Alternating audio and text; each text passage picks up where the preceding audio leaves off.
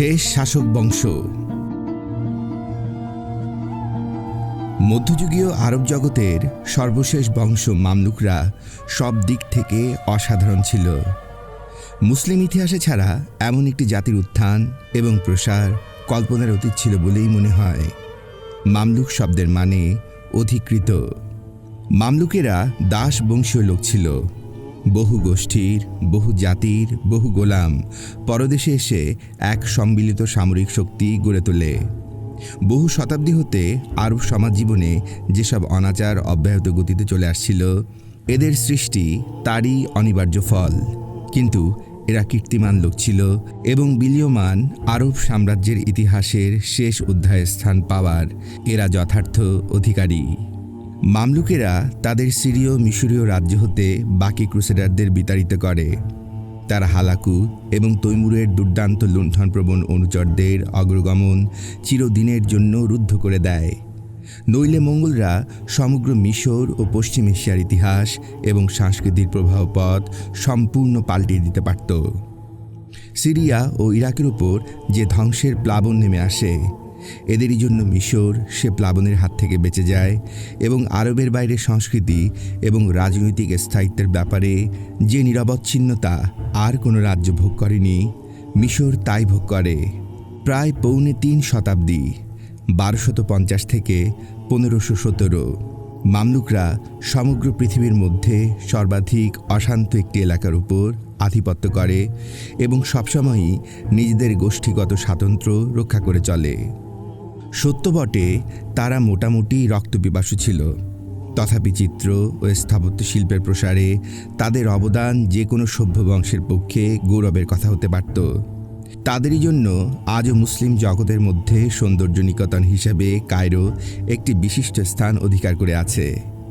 অবশেষে ১৫১৭ সালে ওসমানীয় বংশের সলিম তাদের উৎখাত করলে আরব খিলাফতের ধ্বংসস্তূপ হতে উত্থিত বংশাবলীর শেষ বংশের দ্বীপ নিভে গেল, আর পথ খোলা হয়ে গেল এক অনারব খিলাফত প্রতিষ্ঠার জন্যে। এরা ওসমানীয় তুর্ক। মামলুক সুলতানদের মধ্যে সবচেয়ে শ্রেষ্ঠ এবং প্রকৃতপক্ষে সে বংশের প্রতিষ্ঠাতা ছিলেন বাইবার্স। মিশর শাসক এই ক্ষুদ্র বংশে বাগদাদের খলিফাদের অনুসরণে বিদেশি গোলাম এনে নিজেদের দেহরক্ষী নিযুক্ত করে এবং এর ফল এবং পরিণাম একই হয়। মনিবদের তুলনায় অধিকতর যোগ্যতা সম্পন্ন এবং অধিকতর কর্মঠ গোলামেরা সেনাপতি হয়ে ওঠে এবং এরপর তারা দখল করে সেই মনিব সুলতানেরই সিংহাসন। বাইবার্স আসলে এক তুর্ক গোলাম ছিলেন। পদোন্নতি হওয়ার পর সুলতানের দেহরক্ষীদের এক দলের নেতা তিনি হন। তারপর সেই পদে কাজ করে শেষ পর্যন্ত মিশরের সর্বোচ্চ পদ অধিকার করেন। অবশ্য ও পদে উন্নীত হতে তাকে অনেক শক্তি প্রয়োগ, অনেক খুন খারাপি করতে হয়। তবে পতনমান আরব সাম্রাজ্যের প্রতিভার সামনে সে পথ খোলা। যে পথ খোলা তিনি তাই গ্রহণ করেন। এই মামলুক বংশে উত্তরাধিকারের কোনো নীতি ছিল না। অমর নীতি আছে বলে কোনো দাবিও ছিল না। সর্বাপেক্ষা যে শক্তিশালী সেই টিকে যেত। কিন্তু প্রায় ৩০০ বছর ধরেই এই শক্তিশালীরা হয় গোলাম, না হয় গোলামের বংশধর। বাইবার্স নিজে ছিলেন লম্বা, গায়ের রঙে কালো, গলার আওয়াজে শক্তিমান, সাহসী, কর্মঠ, নেতৃত্বের প্রকৃত গুণের অধিকারী। ফিলিস্তিনে মঙ্গলদের বিরুদ্ধে লড়াইয়ে তিনি প্রথম যশ অর্জন করেন, কিন্তু তার আসল যশ প্রধানত নির্ভর করে ক্রুসেডারদের বিরুদ্ধে তার লড়াইয়ের ওপর। আমরা আগেই বলেছি, এই সব অভিযানই ফিরিঙ্গি দুশ্মনের মেরুদণ্ড ভেঙে দেয়। ইতিমধ্যে তার সেনাপতিরা তার আধিপত্য পশ্চিমে বারবার এলাকা পর্যন্ত এবং দক্ষিণে নুবিয়া মরুভূমির ওপর প্রতিষ্ঠিত করে। এই রূপে এ দুটি ভূখণ্ড স্থায়ীভাবে মিশরের সুলতানের অধীনে আসে। সামরিক নেতা ছাড়া বাইবার্সের আরও অনেক কৃতিত্ব ছিল। তিনি কেবল যে সৈন্যদল সংগঠন করেন, নৌবাহিনী পুনর্গঠন করেন এবং সিরিয়ার দুর্গমালা দৃঢ়তর করেন এমন নয়, উপরন্তু তিনি বহু খাল কাটেন। বন্দরসমূহেরও তিনি উন্নতি সাধন করেন এবং কায়রো এবং দামেস্কের মধ্যবর্তী দ্রুতগামী ঘোড়ার ডাক বসান। ফলে মাত্র ৪ দিনের মধ্যেই ডাক চলাচল করত তার সাম্রাজ্যের এক প্রান্ত থেকে অন্য প্রান্তে। প্রত্যেক মঞ্জিলে ডাক বদলানোর জন্য ঘোড়া তৈরি থাকত। সুলতান একই সপ্তাহে উভয় নগরীতে পোলো খেলতে পারতেন। সাধারণ ডাক ছাড়া মামলুকরা কবুতরের বংশ পরিচয় পাকা খাতায় লিখে রাখত। বাইবার্স জনহিতকর কাজে উৎসাহ দেন, মসজিদের সৌন্দর্য বিধান করেন এবং ধর্মীয় এবং দাতব্য প্রতিষ্ঠানের ব্যবস্থা করেন। স্থাপত্য শিল্পে তার কীর্তিসমূহের মধ্যে তার নামে বিরাট একটি মসজিদ, মাদ্রাসা উভয়ই এখন বেঁচে আছে। নেপোলিয়ন বনপার্ট মসজিদটিকে দুর্গে পরিণত করেন এবং পরবর্তীকালে ইংরেজ সৈন্যরা এতে রসদ সরবরাহ কেন্দ্র প্রতিষ্ঠা করে। মিশরের সুলতানদের মধ্যে বাইবার্সই প্রথম 4 মাযহাবের জন্য 4 হাকিম নিযুক্ত করেন এবং মিশরীয় হজযাত্রীদের জন্য স্থায়ী এবং সুশৃঙ্খল ব্যবস্থা প্রবর্তন করেন। ধর্মে তার অটল বিশ্বাস ও উৎসাহ এবং জেহাদে তিনি ইসলামের যে গৌরব ফিরিয়ে আনেন, উভয় মিলে তাকে হারুন আর রশিদের সমতুল্য করে তোলে। উপকাহিনীতে সালাউদ্দিনের চেয়েও উচ্চতর কীর্তির অধিকারী হিসেবে তাকে বর্ণিত করা হয়। তাঁর জীবনে রোমাঞ্চকর বিচিত্র কাহিনী এবং প্রাক ইসলামী আখ্যানের মধ্যে আজও সেগুলি আরব্য উপন্যাসের চেয়ে অধিকতর লোকপ্রিয়। মঙ্গল ও ইউরোপীয় শক্তিসমূহের সঙ্গে মৈত্রী স্থাপন তার শাসনের আরেক বৈশিষ্ট্য ছিল। সুলতান হওয়ার পরই তিনি ভলগা উপত্যকার মঙ্গলদের প্রধান খানের সঙ্গে মৈত্রী স্থাপন করেন। আনজুর চার্লস, সিসিলির রাজা, আরাগনের জেমস এবং সেভিলের আলফান্সোর সঙ্গে তিনি বাণিজ্যিক সন্ধিসূত্রে আবদ্ধ হন। বাইবার্সের রাজত্বের একটি অভিনব দিক ছিল তার পক্ষ হতে কয়েকজন আব্বাসীয় খলিফা নির্বাচন। এরা নামে মাত্র খলিফা ছিলেন, কিন্তু খলিফা পদের ক্ষমতা তাদের কিছুই ছিল না। সুলতানের উদ্দেশ্য ছিল তাকে সত্যিকার সুলতান বলে স্বীকার করে নেয়া, লোকচক্ষে তাকে সর্বশ্রেষ্ঠ বলে প্রতিভাত করা এবং শিয়াদের ষড়যন্ত্র পথে বাধা জন্মানো। কারণ ফাতিমীয়দের খলিফাদের আমল হতে মিশরেদের ষড়যন্ত্রের অন্ত ছিল না। শেষ আব্বাসীয় খলিফার এক পিতৃব্য বাগদাদের ধ্বংসানুষ্ঠান হতে রেহাই পেয়েছিলেন।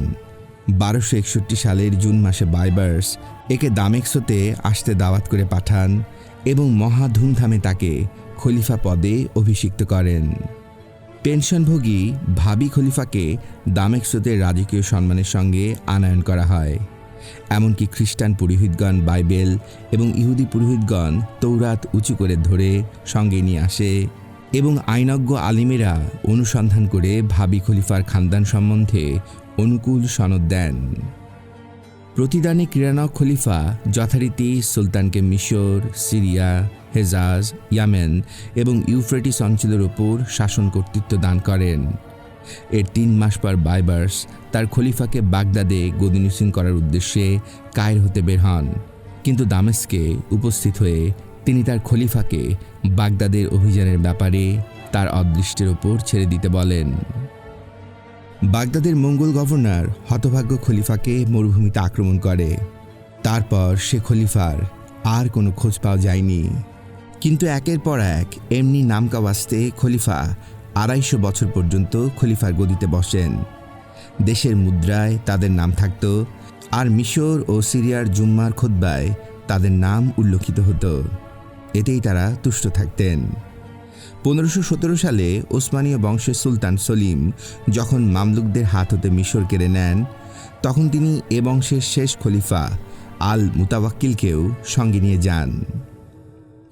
যে গর্বিত বিজয়দৃপ্ত শাসকেরা সিরিয়া হতে ফিরিঙ্গি আধিপত্যের নাম নিশানা মুছে ফেলেন এবং সাফল্যের সঙ্গে মঙ্গল প্লাবনের সম্মুখে বুক ফুলিয়ে দাঁড়ান, তাদেরই অধীনে মিশরের ইতিহাস শুরু হয়। যুগের শেষ ভাগে সামরিক চক্রের শাসন, প্রবল সম্প্রদায়সমূহের মধ্যে কলহ, গুরু করভার, ধন প্রাণের নিরাপত্তার অভাব, ঘন ঘন প্লেগ, দুর্ভিক্ষ ও বিদ্রোহ সমস্ত মিলে মিশর ও সিরিয়ার সর্বনাশ সাধনের বেশি কিছু বাকি ছিল না। নীলনদের উপত্যকায় কুসংস্কার ও ভোজবাজি বিশেষ রকমে প্রবল ছিল। সঙ্গে সঙ্গে গোঁড়া ধর্মমত জয়লাভ করে। এই অবস্থায় জ্ঞানবিজ্ঞানের কোনো উচ্চ শ্রেণীর সাধনই সম্ভবপর ছিল না। প্রকৃতপক্ষে 8ম শতাব্দী হতে আরব জগতে জ্ঞানবিজ্ঞানের যে শীর্ষস্থান এসেছিল, ত্রয়োদশ শতাব্দীর প্রারম্ভে তা হারিয়ে যায়। সর্বত্রই এ দৃশ্য স্পষ্ট হয়ে ওঠে যে অনেক যুগব্যাপী কঠোর সাধনা এবং প্রভুত্ব সম্পদজাত নৈতিক অধপতন মনে ক্লান্তির সঞ্চার করেছে। ত্রয়োদশ শতাব্দীর মধ্যভাগের পর আরবরা বিজ্ঞানের মাত্র দুটি শাখায় তাদের পূর্ব নেতৃত্ব বজায় রাখতে সক্ষম হয়: গ্রহবিজ্ঞান এবং গণিত, বিশেষ করে ট্রিগোনোমেট্রি এবং কিছুটা চিকিৎসা শাস্ত্রের, বিশেষ করে চক্ষু চিকিৎসা বিজ্ঞানে। চিকিৎসা জগতে এ যুগের শ্রেষ্ঠ ছিলেন ইবনুল নাফিস। তিনি দামেস্কে অধ্যয়ন করেন এবং কায়রোর একটি হাসপাতালে দীর্ঘকাল প্রধান চিকিৎসকের কাজ করে 1289 সালে দামেস্কেই ইন্তেকাল করেন। দেহে রক্ত চলাচল পদ্ধতি আবিষ্কারের কৃতিত্ব দেওয়া হয় পর্তুগিজ পণ্ডিত সার্ভেটাসকে, কিন্তু তার 300 বছর আগে ইবনুল নাফিস এই পদ্ধতি আবিষ্কার করেন। আমরা এখন যাকে যৌন সাহিত্য বলি, এ যুগে এই শ্রেণীর প্রচুর পুস্তক লিখিত হয়। আরবি সাহিত্য বরাবরই প্রধানত পুরুষের সাহিত্য। এই সাহিত্যে এমন অজস্র উপাখ্যান, ব্যঙ্গ এবং মন্তব্য আছে যা আজকে আমাদের কানে অশ্লীল শোনায়। মামলুকরা প্রায়শই খুন খারাপিতে লিপ্ত থাকত, অথচ সত্যি এ এক অপূর্ব বিস্ময়। তাদের আমলে যে উচ্চাঙ্গের চারুকলা এবং স্থাপত্যশিল্প প্রভূত পরিমাণে বিকাশ লাভ করে, টলেমীয় ও ফেরাউনীয় যুগের পর মিশরের ইতিহাসে তার আর কোনো তুলনা নেই। ত্রয়োদশ শতাব্দীতে মঙ্গোল আক্রমণে বিতাড়িত হয়ে মাসুল, বাগদাদ ও দামেস্কতে বহু মুসলমান শিল্পী ও কারিগর মিশরে আশ্রয় গ্রহণ করে। এদের সংস্পর্শে মামলুক স্থাপত্য রীতি সিরীয় ইরাক আদর্শ নবভাবে উজ্জীবিত হয়ে ওঠে। ক্রুসেড শেষ হবার সঙ্গে সঙ্গে আবার উত্তরে পাথর নির্মিত ইমারতের প্রাধান্য লাভের সুযোগ ঘটে এবং গম্বুজ তৈরির কাজে ইটের বদলে পাথরের ব্যবহার শুরু হয়। হালকা গম্বুজ অপূর্ব সাজে সজ্জিত হতে থাকে। সুচিন্তিত পরিকল্পনা অনুযায়ী বিভিন্ন ও বিচিত্র বর্ণে পাথর সাজিয়ে দালান কোঠার সৌন্দর্য বর্ধন এ যুগের একটি বৈশিষ্ট্য হয়ে দাঁড়ায়। স্থাপত্যশিল্পে জ্যামিতিক রেখা ও কুফরি হরফে অলংকারিক প্রয়োগ এই সময় বিশেষ বিকাশ লাভ করে। মুসলমানদের সকল যুগেই স্পেন ও পারস্যের তুলনায় মিশর ও সিরিয়ায় জীবজন্তুর চিত্র কম ব্যবহৃত হয়েছে। সুখের বিষয়, মামলুক স্থাপত্য রীতির প্রকৃষ্টতম নমুনা আজও টিকে আছে এবং পণ্ডিত ও ভ্রমণকারী উভয়ের জন্যই সে নমুনা একটি পরম আকর্ষণের বস্তু। চতুর্দশ শতাব্দীর শেষের দিকে মামলুকদের কাহিনী সিরীয় মিশরীয় ইতিহাসের শোচনীয়তম পর্যায়ে গিয়ে পৌঁছে। সুলতানদের কয়েকজন ছিলেন বিশ্বাসঘাতক এবং রক্তপিপাসু, কয়েকজন ছিলেন অকর্মণ্য, অধপতিত, আর বেশিরভাগই ছিলেন অমার্জিত। 1412 হতে 1421 সাল পর্যন্ত সুলতান ছিলেন মাতাল। তাকে এক সার্কেশিয়ার ব্যবসায়ীর নিকট হতে খরিদ করা হয়েছিল। উনি কতগুলি চরম দুর্নীতির কাজ করেন। অন্য এক সুলতান আরবি ভাষা জানতেন না। তিনি তার এক কঠিন ব্যারাম ভালো করতে না পারার জন্য তার 2 জন চিকিৎসককে শিরচ্ছেদ করেন। 1453 সালে যিনি রাজত্ব করেন তিনি লিখতে জানতেন না, পড়তেও জানতেন না। সরকারি দলিলপত্রে তার সেক্রেটারি তার নাম লিখে দিত। তিনি শুধু তার হাতের উপর হাত রেখে হাত ঘোরাতেন। তার চরিত্রগত জঘন্য দোষের কথা বলা বলি হতো। আব্বাসীয়দের কুখ্যাত গিলমান প্রথা মামলুকদের মধ্যেও প্রচলিত ছিল। এক খলিফা কেবল নিরক্ষর ছিলেন না, পাগলও ছিলেন। আর এক খলিফা, যাকে 50 দিনার দামে খরিদ করা হয়েছিল, এক আলকেমিয়াবিদ বাজে ধাতুকে সোনা করে দিতে পারেননি বলে তার চোখ তুলে জিভ কেটে ফেলেন। সুলতানদের স্বার্থ প্রণোদিত নীতির ফলে দেশের অর্থনৈতিক অবস্থা নিতান্ত শোচনীয় হয়ে পড়ে। যেমন এক সুলতান পাক ভারত হতে মশলা আমদানি বন্ধ করে দেন, তারপর বাজারের সমস্ত মশলা নিজে সস্তা দরে কিনে তার প্রজাদের মধ্যে চড়া সুদে বিক্রি করে লাভবান হন। তিনি চিনির একচেটিয়া ব্যবসা শুরু করেন এবং অতিরিক্ত লাভের আশায় কিছুকাল আখের আবাদ পর্যন্ত বন্ধ করে দেন।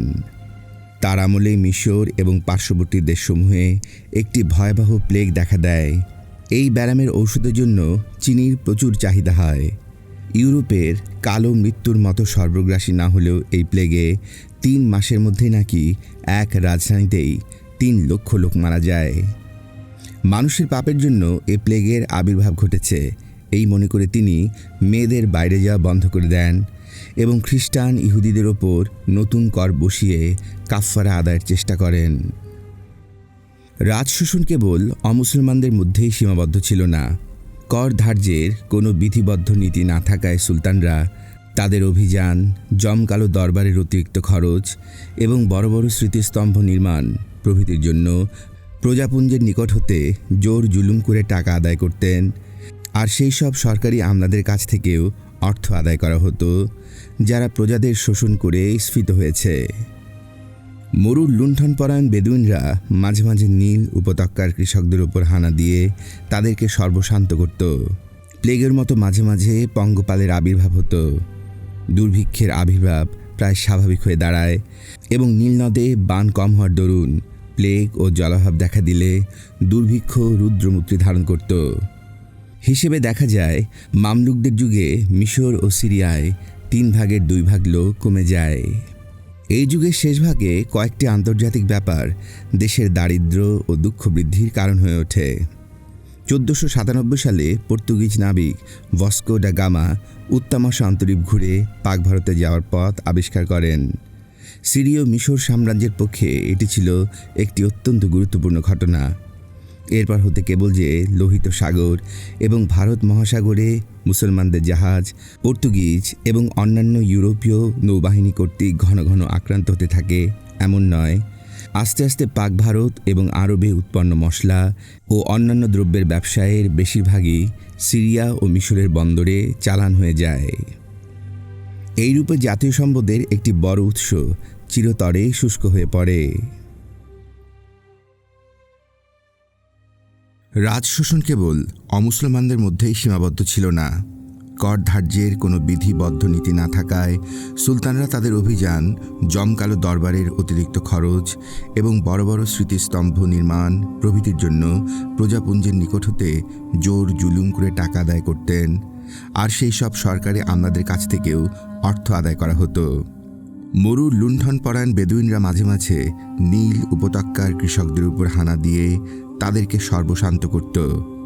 প্লেগের মতো মাঝে মাঝে পঙ্গপালের মতো আবির্ভূত হতো। দুর্ভিক্ষের আবির্ভাব প্রায় স্বাভাবিক ব্যাপার হয়ে দাঁড়ায়। নীলনদে বান কম হওয়ার দরুন প্লেগ এবং জলাভাব দেখা দিলে দুর্ভিক্ষ রুদ্রমূর্তি ধারণ করত। হিসেবে দেখা যায় মামলুকদের যুগে মিশর ও সিরিয়ায় 3 ভাগের 2 ভাগ লোক কমে যায়।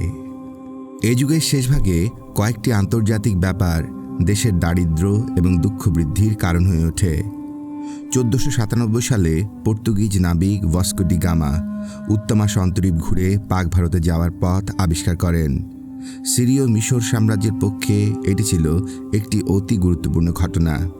এরপর হতে কেবল যে লোহিত সাগর এবং ভারত মহাসাগরে মুসলমানদের জাহাজ পর্তুগিজ এবং অন্যান্য ইউরোপীয় নৌবাহিনী কর্তৃক ঘন ঘন আক্রান্ত হতে থাকে এমন নয়। আস্তে আস্তে পাক ভারত এবং আরবে উৎপন্ন মশলা এবং অন্যান্য দ্রব্যের ব্যবসায়ের বেশিরভাগই সিরিয়া এবং মিশরের বন্দরে চালান বন্ধ হয়ে যায়। এইরূপে জাতীয় সম্পদের একটি বড় উৎস চিরতরে শুষ্ক হয়ে পড়ে। মামলুকেরা অত্যাচারী ছিল, কিন্তু তাদের চেয়েও এক বড় বর্বর 15 শতাব্দীর প্রথম ভাগে সিরিয়ার উপর নিপতিত হয়। 1336 সালে ট্রান্স আশকানিয়াতে তৈমুর লংয়ের জন্ম হয়। তার একজন পূর্বপুরুষ চেঙ্গিস খাঁর পুত্রের উজির ছিলেন, কিন্তু তৈমুর লংয়ের পরিবার স্বয়ং চেঙ্গিসের বংশধর বলে দাবি করত। একজন লেখক বিদ্রূপ করে বলেন যে তৈমুর এক রাখালের ছেলে ছিলেন এবং প্রথম বয়সে লুটপাট করে খেতেন। একবার একটি ভেড়া চুরির সময় তিনি পায়ে আঘাত পেয়ে খোড়া হয়ে যান। এই জন্য তার নাম হয় তৈমুর লং। লং শব্দের অর্থ খোড়া। 1380 সালে তৈমুর তার তাতার বাহিনী নিয়ে দিগ্বিজয় বের হন এবং আফগানিস্তান, পারস্য, ফারিস এবং কুর্দিস্তান দখল করেন। 1393 সালে তিনি বাগদাদ অধিকার করেন এবং পরের বছর মেসোপটেমিয়া তার পদদলিত হয়। সালাউদ্দিনের জন্মভূমি তাকরিতে তিনি নিহতদের মাথার খুলি দিয়ে একটি পিরামিড নির্মাণ করেন। 1395 সালে তিনি ভলগা নদী অঞ্চল আক্রমণ করেন এবং মস্কো অধিকার করে 1 বছর শাসন করেন। 3 বছর পর তিনি উত্তর ভারত লুণ্ঠন করেন এবং দিল্লির 80,000 বাসিন্দাকে হত্যা করেন। 1401 সালে তৈমুর দুরন্ত তুফানের মতো সিরিয়ার উত্তর ভাগের উপর ঝাঁপিয়ে পড়েন। 3 দিন পর্যন্ত আলেপ্পোকে লুণ্ঠনের জন্য ছেড়ে দেয়া হয়। এর 20 সহস্রাধিক মুসলিম বাসিন্দার মাথা দিয়ে তৈমুর 10 হাত উঁচু এবং 20 হাত পরিধির একটি ঢিপি তৈরি করেন। শহরের স্কুল ও মসজিদের অমূল্য ইমারতসমূহ বিধ্বস্ত করা হয়, আর কখনোই এগুলো পুনর্নির্মিত হয়নি। ক্রমে হামা, হিমস এবং বালাবেকের পতন হয়। মিশরীয় সেনাবাহিনীকে সম্পূর্ণ পরাস্ত করে দামেস্ক দখল করে তৈমুর। দামেস্কের কেল্লা মাসেক শহর রক্ষা করে। তৈমুরের বাহিনী শহর লুটপাট করে তাতে আগুন লাগিয়ে দেয়। তৈমুর নামে মাত্র মুসলমান ছিলেন। শিয়ামতের দিকে তার সামান্য ঝোঁক ছিল। তিনি আলেমদের ডেকে এক ফতোয়া আদায় করেন যে তার কাজ শরিয়া সম্মত হয়েছে। উমাইয়া মসজিদের দেয়াল ছাড়া তার আক্রমণে আর কিছুই রক্ষা পায়নি। ইতিমধ্যে তৈমুর বাগদাদে তার কয়েকজন আমলার নিহত হওয়ার সংবাদ শুনে প্রতিশোধ নেওয়ার জন্য দামেস্কতে বাগদাদের পানে ধাবিত হন এবং সে শহরের বুকে এ বর্বর বিজেতা মানুষের মাথা দিয়ে 125টি স্তম্ভ তৈরি করেন। পরবর্তী 2 বছরের মধ্যে তৈমুর এশিয়া মাইনর আক্রমণ করেন এবং 1402 সালের 21শে জুলাই আঙ্কারার ময়দানে ওসমানীয় বাহিনীকে পরাজিত করে সুলতান প্রথম বায়জিদকে বন্দী করেন। ব্রুসা ও স্মারনা তার অধিকারে আসে। মামলুক রাজ্যে সৌভাগ্যক্রমে 2 বছর পর চীন বিজয়ের পথে তৈমুরের মৃত্যু হয়। তার বংশধরগণ আত্মকলহে নিস্তেজ হয়ে পড়ে। 16 শতাব্দীর প্রথম ভাগে ওসমানীয় তুর্করা আরব সাম্রাজ্যের উপরে চরম আঘাত হানে। ওসমানীয় তুর্কদের আদি বাসভূমি ছিল মঙ্গোলিয়া। তারা মধ্য এশিয়ায় ইরানি কমদের সঙ্গে বিয়ে শাদী করে তাদের সঙ্গে মিশে পড়ে। তারপর এশিয়া মাইনরে এসে তাদের জ্ঞাতি ভাই সালজুকদের ধীরে ধীরে স্থানচ্যুত করে 14দশ শতাব্দীর প্রথম ভাগে একটি রাজ্য স্থাপন করে। 1481 সালে মিশরীয় সুলতানের পক্ষে ওসমানীয় সমস্যাটি জটিল হয়ে ওঠে। এশিয়া মাইনর ও সিরিয়া সীমান্তে উভয়েরই সামন্ত রাজা ছিল। এদের মধ্যে যে যুদ্ধবিগ্রহ হয় তাতে এই 2 শক্তির ভেতরের প্রতিদ্বন্দ্বিতা প্রথম আত্মপ্রকাশ করে। প্রতিদ্বন্দ্বিতা ক্রমে বেড়ে চলে এবং অবশেষে 1516 সালের 24শে জানুয়ারি আলেপ্পোর সন্নিকটে উভয় শক্তির মধ্যে রণদামামা বেজে ওঠে। মামলুকেরা সম্পূর্ণরূপে পরাজিত হয়। তুর্কি সৈন্যরা কামান, বন্দুক এবং অন্যান্য দূরপাল্লার অস্ত্রে সুসজ্জিত ছিল। মামলুক বাহিনীতে বেদুইন এবং সিরীয় যোদ্ধা ছিল। তারা এসব অস্ত্র ব্যবহারকে অবজ্ঞার চোখে দেখত। কিছুকাল আগ হতেই তুর্করা বারুদের ব্যবহার করে আসছিল, কিন্তু সিরীয় মিশরীয়রা বাবা আদমের আমলের বিশ্বাসী আঁকড়ে ধরে বসেছিল যে যুদ্ধে ব্যক্তিগত সাহস ও শৌর্যই জয় পরাজয় নির্ধারণ করে। ওসমানীয় সুলতান সলিম বিজয়ী বেশে আলেপ্পোতে প্রবেশ করেন। তাকে মামলুক জুলুম হতে মুক্তিদাতা হিসেবে অধিবাসীরা অভ্যর্থনা জানায়। সিরিয়া তুর্কদের হাতে চলে যায়। সিরিয়া হতে তুর্ক বাহিনী মিশরের উপরে ঝাঁপিয়ে পড়ে। 1 বছরের মধ্যে মামলুক রাজ্যের অস্তিত্ব চিরতরে মুছে যায়। সুলতান সালাউদ্দিনের সময় হতে কায়রো প্রাচ্য ইসলামের কেন্দ্র এবং আরব সাম্রাজ্যের রাজধানী ছিল। এখন সে কায়রো সামান্য প্রাদেশিক নগরে পরিণত হয়। মক্কা ও মদিনা স্বভাবতই ওসমানীয় সাম্রাজ্যের অংশ হয়ে পড়ে। মিশরের ইমামরা জুম্মার নামাজের খুতবায় নিম্নোক্ত ভাষায় সুলতান সলিমের জন্য দোয়া করতেন: হে প্রভু, তুমি আমাদের সুলতানকে রক্ষা করো।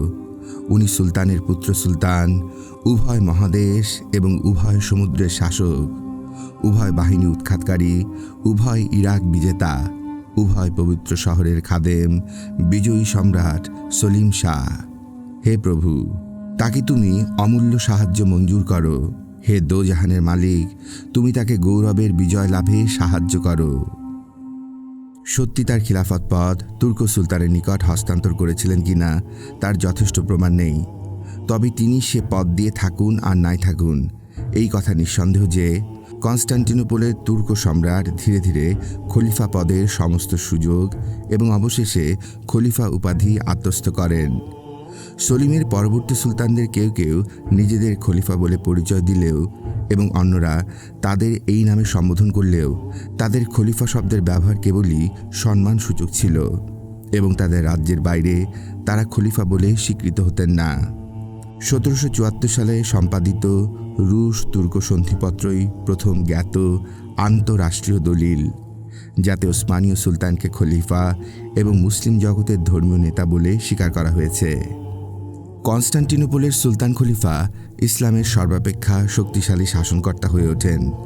কেবল বাগদাদ নয়, বাইজেন্টানিয়ামের সম্রাটদেরও তিনি উত্তরাধিকারিত্ব লাভ করেন। মামলুক শক্তির পতন এবং বসফরাসের ওপর ওসমানীয়দের আধিপত্য স্থাপনের ফলে ইসলামী শক্তির কেন্দ্র পশ্চিমে স্থানান্তরিত হয়। ঠিক একই সময়ে আমেরিকা এবং উত্তামা সন্তরীপ আবিষ্কার একটি নবযুগের সূচনা করে। আরব খেলাফতের ইতিহাস এবং আরব সাম্রাজ্যের ধ্বংসস্তূপ হতে মধ্যযুগে যেসব মুসলিম বংশের অভ্যুদয় হয় তাদের কাহিনীর পরিসমাপ্তি ঘটে এবং আরব জগতে ওসমানীয় আধিপত্য শুরু হয়। মধ্যযুগে অন্ধকারের রাজত্ব ছিল বটে, তবু সে যুগে আরব ভূমির সামনে অন্ধকারের জবনিকা টেনে রাখেনি, কিন্তু আধুনিক যুগে তা করেছে। 1517 সাল হতে শুরু করে ওসমানীয় আধিপত্যের 400 বছর পর্যন্ত আরব প্রাচ্য বারবার রাহুগ্রস্ত থাকে। ওসমানীয় তুর্করা মুসলিম জগতের একটি বিপুল শক্তিশালী এবং দীর্ঘস্থায়ী সাম্রাজ্য প্রতিষ্ঠা করে। তারা কেবল আরব ভূমিসহ জয় করেনি, উপরন্তু ককেশাস হতে ভিয়েনার নগরদ্বার পর্যন্ত সমস্ত ভূভাগের ওপর তাদের বিজয় বৈজয়ন্তী উড্ডীন করেছে। তাদের রাজধানী কনস্টান্টিনোপল হতে তারা ভূমধ্যসাগরীয় অঞ্চলের ওপর আধিপত্য করেছে এবং শতাব্দীর পর শতাব্দী পর্যন্ত পশ্চিম ইউরোপীয় রাষ্ট্রনায়কেরা তাদের সমীহ করে চলেছে। ইতিমধ্যে অতীতের গৌরব উজ্জ্বল মদিনা, দামেস্ক, কায়রো বিস্মৃতির অতলে ডুবে যায়, অথচ একদা এগুলি পরাক্রমশালী সাম্রাজ্য এবং মহোজ্জ্বল সংস্কৃতির কেন্দ্র ছিল। এসব এখন কনস্টান্টিনোপল হতে প্রেরিত প্রাদেশিক গভর্নরদের বাসস্থান এবং সৈন্যদের কেল্লা হয়ে দাঁড়ায়। দামেস্ক এবং বাগদাদের দুর্জয় বাহিনী অতীতে 4 বার এই রাজধানী আক্রমণে উদ্যত হয়। এখনোতে এই শহরের ওপরে সকলের নজর পড়ে। সুলতান খলিফাদের সাম্রাজ্যে আরবের নানা জাতির, নানা ভাষার, নানা ধর্মের আরও বহু শ্রেণীর লোক ছিল। একমাত্র তলোয়ারের জোরে এদের একত্রে রাখা হয়। পরাজিত জাতিসমূহের সবারই এক ভাগ্য ছিল, অতিরিক্ত করভার, অত্যাচারমূলক শাসন। এমন অবস্থার ভেতরে আরবি ভাষাভাষীদের মধ্যে শিল্প, সাহিত্য ও বিজ্ঞানে যদি কোনো সৃজনশীল অবদান সৃষ্টি না হয় তাতে আশ্চর্য হবার কিছু নেই। আরব প্রাচ্য বিজেতাদের পুত্র মহান সুলাইমান তার আমলে তুর্ক সাম্রাজ্যের মহিমা সর্বোচ্চ শিখরে আরোহণ করে এবং তার অব্যাহতি পরেই এর পতনের শুরু হয়। পতনের যুগ ছিল দীর্ঘ এবং জটিল। 1683 সালে ভিয়েনা দখল করার নিষ্ফল প্রয়াসের পর তুর্ক শক্তিতে আক্রমণের পালা খতম হয়ে আত্মরক্ষার পালা শুরু হয়।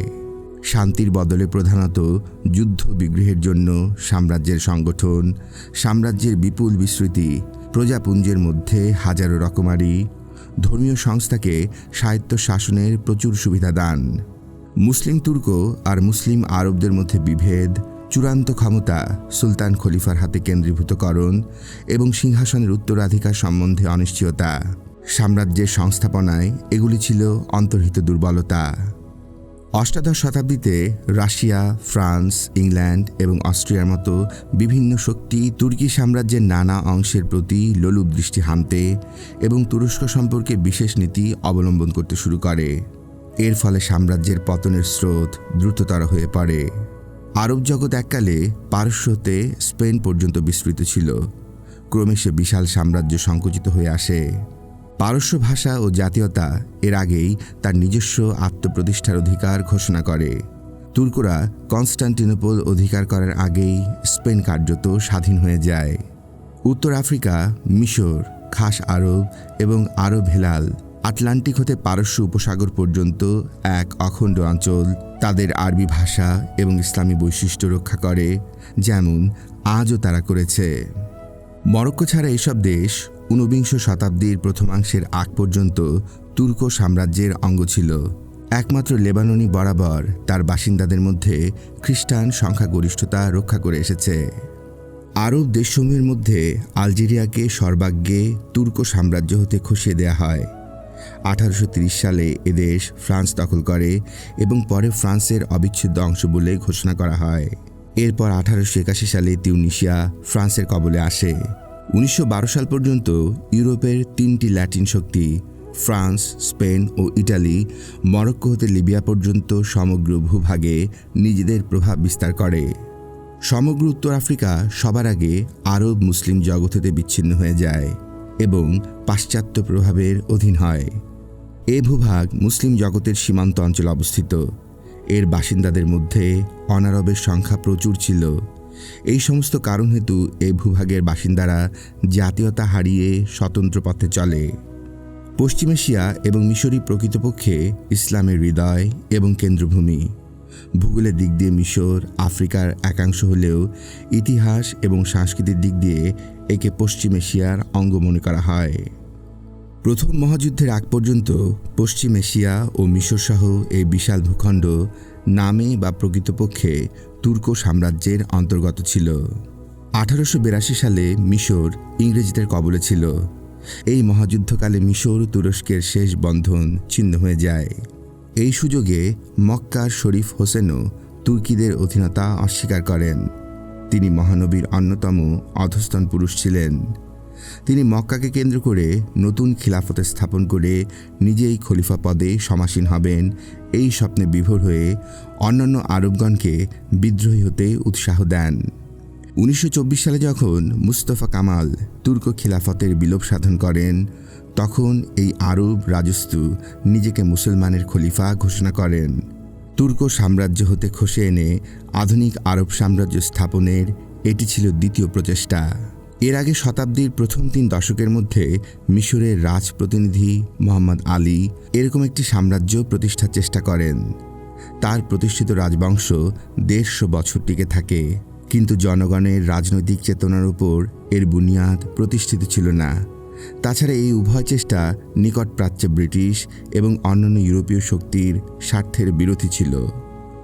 শেষ পর্যন্ত শরীফ হোসেন নিজ পৈতৃক রাজ্য হতেও ইবনে সৌদ কর্তৃক বিতাড়িত হন। ইবনে সৌদ নজরের রক্ষণশীল ওহাবিদের বিজ্ঞ এবং সুদক্ষ নেতা ছিলেন। 1900 হতে 1925 সালের মধ্যে এই সুচতুর নেতা পারস্য উপসাগর হতে লোহিত সাগর পর্যন্ত সুবিস্তৃত একটি রাজ্য গড়ে তোলেন। মহানবীর পর আরব উপদ্বীপে এত বড় রাজ্য আর কেউ স্থাপন করতে পারেনি। 1932 সালে সৌদি আরব নামে এ রাজ্যের নাম বিঘোষিত হয়। সৌদি আরবের দক্ষিণে ইয়েমেনের ধর্মীয় শাসনকর্তা ইমাম ইয়াহিয়া প্রথম মহাযুদ্ধকালে নিজ দেশকে তুরস্কের অধীনতা হতে মুক্ত করেন। প্রাসাদ চক্রান্ত এবং পারিবারিক ষড়যন্ত্রের ফলে ইমাম ইয়াহিয়া 1948 সালে নিহত হন। তার পুত্র সাইফুল ইসলাম এখন ইয়েমেনের সুলতান। এদিকে সৌদি আরবের ইবনে সাউদও ইন্তেকাল করেন এবং তার স্থলে তার জ্যেষ্ঠ পুত্র ইবনে সৌদ উপাধি গ্রহণ করে পিতার সিংহাসনে আসীন হন। বর্তমানে এই দ্বিতীয় ইবনে সৌদ এবং সাইফুল ইসলামই সমগ্র আরবের সম্পূর্ণ স্বাধীন শাসনকর্তা। এই উপদ্বীপের বাকি অংশ স্থানীয় শেখ এবং সুলতানদের দ্বারা শাসিত হয়। এরা সবাই ব্রিটেনের সঙ্গে সন্ধি সূত্রে আবদ্ধ। ইয়ামেন এবং অনেকাংশে সৌদি আরবও পাশ্চাত্য প্রভাবের আওতার বাইরে রয়ে গেছে। দুনিয়াজোড়া আধুনিকতার জোয়ার কিভাবে কেমন করে জানি এদের উপকূল বাদ দিয়ে গেছে। বিগত শিকি শতাব্দী কালের মধ্যে সৌদি আরব, কুয়েত এবং বাহরাইনে যে অপর্যাপ্ত তেলের খনি আবিষ্কৃত হয়েছে এবং যে দক্ষতা এবং সাফল্যের সঙ্গে খনিজ সম্পদ কাজে লাগানো হচ্ছে, তাতে সাম্প্রতিক এইসব স্থানের রাজনৈতিক গুরুত্ব অত্যন্ত বেড়ে গেছে, আর সংশ্লিষ্ট দেশগুলিও অতুল ঐশ্বর্যের অধিকারী হচ্ছে। প্রথম মহাযুদ্ধের পর সিরিয়া এবং লেবাননকে ফ্রান্সের ওছি রাজ্যে পরিণত করা হয়। দ্বিতীয় মহাযুদ্ধ শেষ হওয়ার আগ পর্যন্ত এই 2 দেশ ফরাসি গোলামির জিঞ্জির ভাঙতে পারেনি। ফিলিস্তিনকে ব্রিটিশ ওছি রাজ্যে পরিণত করা হয় এবং স্থানীয় অধিবাসীদের প্রবল আপত্তি এবং প্রতিবেশী আরব রাষ্ট্রগুলির বাধাদান সত্ত্বেও 1948 সালে ফিলিস্তিনকে নিয়ে ইসরায়েল রাষ্ট্র প্রতিষ্ঠা করা হয়। ট্রান্সজর্ডান ব্রিটিশ ওছি রাজ্যের অন্তর্ভুক্ত ছিল। 1946 সালে একে স্বাধীন বলে ঘোষণা করা হয়। এই রাজ্যের সুলতান হন শরীফ হোসেনের ছেলে এবং আমির ফয়সালের বড় ভাই আবদুল্লাহ। আমির ফয়সাল কয়েকদিনের জন্য সিরিয়া সিংহাসনে বসেন। পরে ফরাসিরা তাকে তাড়িয়ে দেয়। অতঃপর 1921 সালে ব্রিটিশ শক্তি তাকে নবসৃষ্ট রাষ্ট্র ইরাকের সিংহাসনে বসায়। ওছি রাজ্যগুলির মধ্যে লেবাননই প্রথম নিজেকে রিপাবলিক বলে ঘোষণা করে। ইরাক সংস্কৃতির দিক দিয়ে সিরিয়ার পিছনে থাকলেও সবার আগে ওছি রাজ্যের বন্ধন কেটে পূর্ণ স্বাধীনতা অর্জন করে। 1930 সালে ইরাকের স্বাধীনতা ঘোষণা করা হয়। ইংরেজদের সঙ্গে একটি সন্ধি হয় এবং এর 6 বছর পরে মিশরও আরেকটি সন্ধি করে। এই সন্ধিসূত্রে ইংরেজদেরকে স্বতন্ত্র সুবিধা দান করা হয়। এই সব দেশের মধ্যে মিশরই সবার আগে নবজীবনের চাঞ্চল্য অনুভব করে। আহ্বান আসে পশ্চিম দিক থেকে। উপলক্ষ্য ছিল 1798 সালের নেপোলিয়নের আক্রমণ। ফরাসি বিজেতা ভ্যাটিকান থেকে একটি আরবি প্রেস লুণ্ঠন করেছিলেন। মিশর অভিযানকালে তিনি অন্যান্য উপকরণের মধ্যে এই প্রেসখানি সঙ্গে আনেন এবং তার নিজের পণ্ডিতদের সমবায়ে ও সহযোগিতায় একটি সাহিত্য সংস্থা গঠন করেন। নীলনদের উপত্যকায় উপরোক্ত প্রেসখানি ছিল সর্বপ্রথম মুদ্রাযন্ত্র।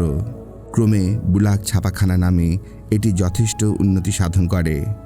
আজও বুলাক ছাপাখানা নামে এই প্রতিষ্ঠানটি বেঁচে আছে। নেপোলিয়নের পরে আসেন আধুনিক মিশরের জন্মদাতা মুহাম্মদ আলী। প্রাচ্য ও পাশ্চাত্যের এই অবিচ্ছিন্ন সাক্ষাতের মধ্যে ভবিষ্যতের বিরাট সম্ভাবনা উপলব্ধি করে তিনি এগিয়ে চলতে সংকল্পবদ্ধ হন। তিনি ইউরোপে বিভিন্ন ছাত্র মিশন পাঠান এবং তার দেশের অফিসার এবং বিদ্বান ব্যক্তিদের ট্রেনিং দেওয়ার জন্য ইউরোপীয়, বিশেষ করে ফরাসি মিশন দাওয়াত করে আনেন। 1831 সালে যখন মোহাম্মদ আলী তার আরব সাম্রাজ্যের স্বপ্ন সফল করার উদ্দেশ্যে সিরিয়া বিজয়ের জন্য অভিযান করেন, তখন তিনি ভূমধ্যসাগরের সমস্ত পূর্ব সীমান্তে পশ্চিম ইউরোপীয় সংস্কৃতির প্রভাবের প্রবেশপথ উন্মুক্ত করে দেন। এই সময় প্রোটেস্ট্যান্ট মিশনারিরা, প্রধানত আমেরিকানেরা, দলে দলে এসে এসব অঞ্চলে অস্থায়ীভাবে কাজ শুরু করেন। লেবাননের বর্তমান রাজধানী বৈরুতে 1834 সালে আমেরিকান প্রেস প্রতিষ্ঠিত হয়। সাবেক সিরিয়ার এই ছিল প্রথম উন্নত ধরনের প্রেস। 3 বছর পর স্থানীয় বাসিন্দাদের প্রোটেস্ট্যান্ট গির্জা সংগঠিত হয়। অনেক দিন পর জেজুইট সম্প্রদায়ের খ্রিস্টান পাদ্রীরাও এই সময় লেবাননে ফেরত আসেন। 1853 সালে বৈরুতে তাদের ইমপ্রেমেরি ক্যাথলিক স্থাপিত হয়। 2টি প্রেসই এখনও চালু আছে। সাজ সরঞ্জামে এগুলি অতি উন্নত মানের প্রেস। আধুনিক আরবিতে বাইবেলের 2টি অনুবাদ এই ছাপাখানা হতে মুদ্রিত এবং প্রকাশিত হয়। আরবিতে বহু সংখ্যক ইংরেজি এবং ফরাসি গ্রন্থের অনুবাদ হয় এবং সেসব তর্জমা লোকপ্রিয় হয়ে ওঠে। আমেরিকান মিশনারিরা অবশেষে 1866 সালে সিরীয় প্রোটেস্ট্যান্ট কলেজ স্থাপন করেন। বর্তমান বৈরুত আমেরিকান বিশ্ববিদ্যালয় এই কলেজেরই রূপান্তরিত পর্যায়। 8 বছর পর শহরের অপর প্রান্তে সেন্ট জোসেফ বিশ্ববিদ্যালয় স্থাপিত হয়। এখন পর্যন্ত এই অঞ্চলে শিক্ষাদান ক্ষেত্রে এই 2টি প্রতিষ্ঠানই নেতৃত্বের স্থান অধিকার করে আছে। ইতিমধ্যে বিশেষ করে লেবাননে স্থানীয় লোকদের দ্বারা অসংখ্য স্কুল, ছাপাখানা, খবরের কাগজ, মাসিক কাগজ এবং সাহিত্য ও বিজ্ঞান সমিতি প্রতিষ্ঠিত হয়। সমুদ্র তীরবর্তী এই পার্বত্য অঞ্চলকে সুদূর অতীতে ফিনিশীয়, রোমক এবং বাইজেন্টাইন আমল হতে পাশ্চাত্য অভিমুখী বলে বর্ণনা করা হয়েছে। ফখরুদ্দিন আল মানি এবং বশিরউদ্দিন শিহাবি লেবাননের 2 কৃতী সন্তান ছিলেন। এদের অধীনে লেবানন ওসমানীয় শাসন হতে অর্ধ স্বাধীনতা লাভ করে। ইটালীয়, ফরাসি এবং ব্রিটিশ সাংস্কৃতিক কেন্দ্র ও প্রতিষ্ঠানসমূহের সঙ্গে এই সময় লেবাননের ঘনিষ্ঠতর সংযোগ ঘটে। মোহাম্মদ আলীর বহু আগে ফখরুদ্দিন ইউরোপীয়, বিশেষ করে ফ্রান্স ও ফ্লোরেন্সের সওদাগরগণকে লেবাননের সঙ্গে বাণিজ্যিক সম্বন্ধ স্থাপন করতে উৎসাহিত করেন এবং টাস্কানি হতে কৃষি মিশন দাওয়াত করে নিয়ে আসেন। তিনি এবং বশির উভয় তুর্ক সুলতান কর্তৃক স্বদেশ হতে নির্বাসিত হন এবং ইস্তাম্বুলে ইন্তিকাল করেন। ফখরুদ্দিনকে হত্যা করা হয়। তুর্ক শাসকদের উস্কানিতে দ্রুজ ও মেরোনাইটদের মধ্যে গৃহযুদ্ধ দেখা দেয় এবং সেই অজুহাতে 1860 সালে তুর্ক কর্তৃপক্ষের আদেশে একটি নির্মম নরহত্যার অনুষ্ঠান হয়। তখন ইউরোপীয় শক্তিপুঞ্জ মিলে লেবাননকে স্বায়ত্তশাসন দিতে প্রতিশ্রুতি দেয় এবং সেই নিশ্চয়তার ফলে একজন খ্রিস্টান গভর্নর লেবানন শাসন করতে থাকেন। স্বায়ত্তশাসনের এই ব্যবস্থার ফলে পশ্চিম ইউরোপ হতে অবিচ্ছিন্ন প্রবাহে নব নব ভাব এবং সে ভাবের প্রয়োগ জ্ঞান দেশে আসতে শুরু করে। পার্বত্য অঞ্চলের বাসিন্দারা বেশিরভাগই খ্রিস্টান থাকায় তারা নতুন ভাবধারা গ্রহণে অধিকতর উৎসুক ছিল। তাদের পূর্বপুরুষদের মতো তাদের সন্তানেরা অনেকে ঊনবিংশ শতাব্দীর শেষার্ধে সভ্য জগতের বিভিন্ন অংশে গিয়ে বসবাস শুরু করে। এদের কাছে বিশেষ প্রিয় ছিল আমেরিকা। লেবানন ও সিরিয়ার এই ঔপনিবেশিকেরা আমেরিকা হতে তাদের পুরনো বাসভূমিতে নবভাব প্রেরণের জন্য নতুন পথ সৃষ্টি করে। সুতরাং অল্পকালের মধ্যেই আধুনিকায়ন এবং ধর্মনিরপেক্ষ ব্যবস্থার রূপায়ণের ব্যাপারে লেবানন তার প্রতিবেশী রাজ্যগুলিকে পেছনে ফেলে এগিয়ে যায়। ঊনবিংশ শতাব্দীর প্রথম দিকে প্রাচ্যের ওপর পাশ্চাত্যের এই অভিঘাত আধুনিক ইতিহাসের সর্বাপেক্ষা সম্ভাবনাপূর্ণ ব্যাপার।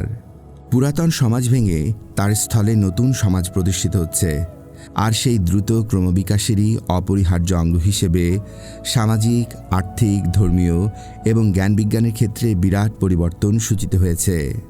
নতুন জীবন ব্যবস্থার সঙ্গে সঙ্গতি স্থাপনের জন্য আজও অনেক সমস্যার সমাধান প্রয়োজন। পাশ্চাত্য জগৎ হতে যেসব নতুন ভাবধারা প্রাচ্যে আমদানি করা হয় তার মধ্যে জাতীয়তা এবং রাজনৈতিক গণতন্ত্রই সর্বাপেক্ষা শক্তিশালী। জাতীয়তার আদর্শকে বরণ করে নেয়ার ফলেই শুরু হয় স্বাধীনতা সংগ্রাম, ফলে অতীত ও বর্তমানের যোগসূত্র অনেকাংশেই ছিন্ন হয়ে যায়। আরব জাতীয়তা জাগরণের আরম্ভ ছিল সম্পূর্ণ জ্ঞানাত্মক আন্দোলন। যারা এই জাগরণের অগ্রদূত তারা বেশিরভাগই ছিলেন সিরিয়ার বুদ্ধিজীবী, বিশেষ করে বৈরুতের আমেরিকান বিশ্ববিদ্যালয়ের শিক্ষাপ্রাপ্ত লেবানিজ খ্রিস্টান। এরা মিশরে বসে আন্দোলন পরিচালনা করতেন। এ আন্দোলনের প্রথম বহিঃপ্রকাশ ছিল প্রাচীন আরবি সাহিত্যের চর্চা এবং ইসলামী ইতিহাসের গবেষণা। আরব সাম্রাজ্যের অতীত গৌরব মহিমা, জ্ঞান বিজ্ঞানে আরব জাতির অতীত কীর্তি এবং অবদান এসবের সঙ্গে পরিচয়ের ফলে শিক্ষিত মহলের চিত্তে একটি গর্বিত চাঞ্চল্যের সঞ্চার হয়। পেছনের দিকের চেয়ে তারা সামনের দিকে চাইতে শেখে। জ্ঞানাত্মক জাগরণের পরেই আসে রাজনৈতিক জাগরণ এবং একটি পুনর্জীবিত ও পুনর্মিলিত আরব সমাজের জন্য উদাগ্র আকাঙ্ক্ষা বহুজনের বুকে মোচড় দিয়ে ওঠে। রাজনৈতিক অবসাদের স্থানে রাজনৈতিক কর্মচাঞ্চল্য প্রতিষ্ঠিত হয়। এই আরব জাতীয়তার ভিত্তি ব্যাপক। এর মূলনীতি ছিল এই যে ধর্ম নির্বিশেষে সমস্ত আরব একটি ভাষাভাষী জাতি। তারা এক ভাষা এবং এক সাধারণ সংস্কৃতির বন্ধনে আবদ্ধ। তাদের এই প্রচেষ্টা এগিয়ে চলে প্যান ইসলামের পথে নয়, প্যান আরবত্বের পথে। এই আন্দোলনের অগ্রগমনের পথে জটিল স্থানীয় সমস্যা সামনে এসে দাঁড়ায়, ফলে আন্দোলন মূল পথ হতে সরে আসে। মিশরে এই আন্দোলনের পথে প্রথম বিরাট বাধারূপে উপস্থিত হয় 1882 সালে ইংরেজ মিশর অধিকার। অতঃপর ব্রিটিশ শাসনের বিরোধিতাতেই মিশরের উৎসাহ উদ্দীপনা নিঃশেষ হতে থাকে। এই সময় হতেই মিশরীয় জাতীয়তাবাদ প্যান আরবত্ব হতে ভিন্ন পথে চলতে শুরু করে। মিশরীয় আন্দোলনে আঞ্চলিক এবং স্থানীয় স্বার্থ বড় হয়ে ওঠে। আধুনিক যুগে মিশরবাসী প্রথম উপলব্ধি করে যে সে মিশরীয়। এই জাতীয়তাবাদে সে ধ্বনি দেয় মিশর মিশরীয়দের জন্যে।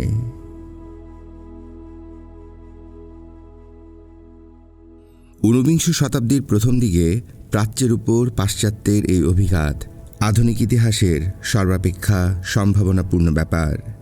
পুরাতন সমাজ ভেঙে তার স্থলে নতুন সমাজ প্রতিষ্ঠিত হচ্ছে, আর সেই দ্রুত ক্রমবিকাশেরই অপরিহার্য অঙ্গ হিসেবে সামাজিক, আর্থিক, ধর্মীয় এবং জ্ঞানবিজ্ঞানের ক্ষেত্রে বিরাট পরিবর্তন সূচিত হয়েছে। নতুন জীবন ব্যবস্থার সঙ্গে সঙ্গতি স্থাপনের জন্য আজও অনেক সমস্যার সমাধান প্রয়োজন। পাশ্চাত্য জগৎ হতে যেসব নতুন ভাবধারা প্রাচ্যে আমদানি হয় তার মধ্যে জাতীয়তা এবং রাজনৈতিক গণতন্ত্রই সর্বাপেক্ষা শক্তিশালী।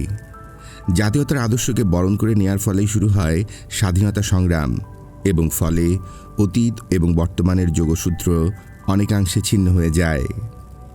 আরব জাতীয়তার জনগণের আরম্ভ ছিল সম্পূর্ণ জ্ঞানাত্মক আন্দোলন হিসেবে। যারা এই জাগরণের অগ্রদূত তারা বেশিরভাগই ছিলেন সিরিয়ার বুদ্ধিজীবী, বিশেষ করে বৈরুতের আমেরিকান বিশ্ববিদ্যালয়ে শিক্ষাপ্রাপ্ত লেবানিজ খ্রিস্টান। এরা মিশরে বসে আন্দোলন পরিচালনা করতেন। এ আন্দোলনের প্রথম বহিঃপ্রকাশ ছিল প্রাচীন আরবি সাহিত্যের চর্চা এবং ইসলামী ইতিহাসের গবেষণা। আরব সাম্রাজ্যের অতীত গৌরব মহিমা, জ্ঞান বিজ্ঞানে আরব জাতির অতীত কীর্তি, অবদান এসবের সঙ্গে পরিচয়ের ফলে শিক্ষিত মহলের চিত্তে একটি গর্বিত চাঞ্চল্যের সঞ্চার হয়। পেছনের দিকে চেয়ে তারা সামনের দিকে চাইতে শেখে। জ্ঞানাত্মক জাগরণের পরেই আসে রাজনৈতিক জাগরণ এবং একটি পুনর্জীবিত এবং পুনর্মিলিত আরব সমাজের জন্যে উদাগ্র আকাঙ্ক্ষা বহু জনের বুকে মোচড় দিয়ে ওঠে। রাজনৈতিক অবসাদের স্থানে রাজনৈতিক কর্মচাঞ্চল্য প্রতিষ্ঠিত হয়। এই আরব জাতীয়তার ভিত্তিভূমি ব্যাপক। এর মূলনীতি এই যে ধর্ম নির্বিশেষে সমস্ত আরব ভাষাভাষী এক জাতি, তারা এক ভাষা এবং এক সাধারণ সংস্কৃতির বন্ধনে আবদ্ধ। এই প্রচেষ্টা এগিয়ে চলে প্যান ইসলামের পথে নয়, প্যান আরবত্বের পথে। এই আন্দোলনের অগ্রগমনের পথে জটিল স্থানীয় সমস্যা এসে দাঁড়ায়, ফলে এই আন্দোলন মূল পথ হতে সরে আসে।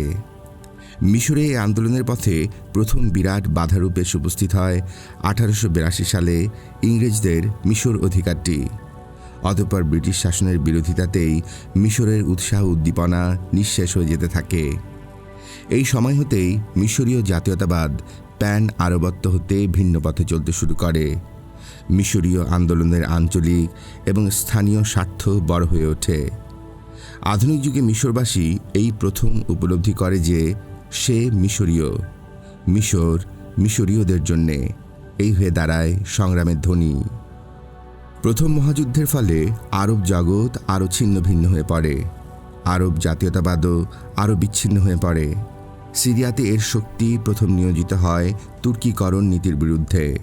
সিরিয়ার ঘাড়ে ফরাসি ওছি শাসন চাপিয়ে দেওয়ার পরে এই শক্তি নিয়োজিত হয় ফরাসি সাম্রাজ্যবাদের বিরুদ্ধে। এই রূপে ফিলিস্তিনে স্থানীয় জাতীয়তার শক্তি প্রথম প্রযুক্ত হয় ব্রিটিশ ওছিগিরির বিরুদ্ধে, তারপর প্রযুক্ত হয় ইসরায়েলের বিরুদ্ধে। লেবানন প্রথমে ওছি শাসনের পক্ষে ছিল, পরের তীব্র বিরোধিতা করে পূর্ণ আজাদি অর্জন করে। লেবানন ও সিরিয়ার বুক হতে ওছিবাদের শাসনের শেষ চিহ্ন মুছে ফেলা হয় 1943 এবং 1945-এর মধ্যে। আরব অর্ধচন্দ্রের পূর্ব শৃঙ্গে 1920 সালের দিকে ব্রিটিশ সাম্রাজ্যবাদিতার বিরুদ্ধে একটি ইরাকি জাতীয়তা গড়ে ওঠে। ক্ষুদ্র ট্রান্স জর্ডান ইতিপূর্বে কোনো কালেই স্বাধীন ছিল না। ইংরেজরা এই জনপদকে 1921 সালে সিরিয়া হতে ছিন্ন করে এনে আমির আবদুল্লাহর অধীনে একটি স্বাধীন রাষ্ট্রে পরিণত করে। এই রূপে ওসমানীয় সাম্রাজ্যের আরব অঞ্চলসমূহ দুই মহাযুদ্ধের মধ্যবর্তী সময়ে খণ্ড বিখণ্ড হয়ে স্বতন্ত্র জাতি বা উপজাতি গড়ে তুলতে চেষ্টা করে। কিন্তু দ্বিতীয় মহাযুদ্ধ এবং ইহুদিবাদের অভ্যুদয় এই বিচ্ছিন্ন অংশসমূহকে আবার একত্র হতে সাহায্য করে। ফিলিস্তিনে ইহুদিবাদের প্রতিষ্ঠাকে আরবরা সর্বত্রই অন্যায় অনুপ্রবেশ বলে মনে করে এসেছে। সাধারণ স্বার্থের তাগিদ এবং ক্রমবর্ধমান সংহতিবোধ চূড়ান্ত বিকাশ লাভ করেছে আরব লীগের সংগঠনে। 1945 সালে কায়রোতে এই ঐক্য চুক্তি স্বাক্ষরিত হয়। আরব লীগের বর্তমান সদস্য সংখ্যা 10। মিশর, Iraq, Saudi Arab, Yemen, Lebanon, Syria, Jordan, Libya, Morocco এবং সুদান। শাসন ব্যবস্থার দিক দিয়ে এর মধ্যে ইরাক, জর্ডান এবং লিবিয়া নির্বাচন ভিত্তিক পার্লামেন্ট সহ নিয়মানুগ রাজতন্ত্র এবং মিশর, সিরিয়া, লেবানন রিপাবলিক এই সমস্ত রাষ্ট্রই এখন জাতিসংঘের সদস্য এবং বেশিরভাগই লন্ডন, নিউ ইয়র্ক, প্যারিস কিংবা অন্যান্য গুরুত্বপূর্ণ রাজধানীতে কূটনৈতিক প্রতিনিধি রেখেছে। তৃতীয়, একেশ্বরবাদমূলক ধর্মের প্রতিষ্ঠা। ধর্ম ও সংস্কৃতির দিক দিয়ে পূর্ববর্তী ধর্ম দুটির অবদানভাগী, প্রতীচ্যের সঙ্গে গ্রিক ও রোমান ঐতিহ্যের অংশীদার, সমগ্র মধ্যযুগব্যাপী মুক্ত জ্ঞানের মশালধারী, ইউরোপীয় রেনেসার মহানুভব দাতা আরবিভাষী জাতিরা এসবই ছিল। মাঝখানে তারা পেছনে পড়ে গিয়েছিল। এবার তারা জগতের অগ্রগমনরত গণতান্ত্রিক জাতিসমূহের মধ্যে স্থান গ্রহণ করেছে। আমরা আশান্বিত হৃদয়ে ভাবছি আবার তাদের অবদানে বিশ্বের প্রগতি ও সমৃদ্ধির পথ সুগমতর হয়ে উঠবে। ফিলিপকে হিট্রি লিখিত হিস্ট্রি অব দ্য আরবস 1937 সালে প্রকাশিত হয়।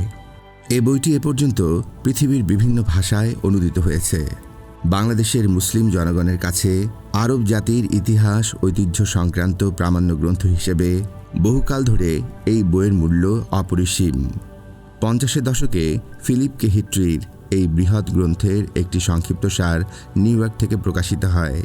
প্রফেসর ইব্রাহিম খাঁ সেই সংক্ষিপ্ত সংস্করণটির বাংলা অনুবাদ করেন।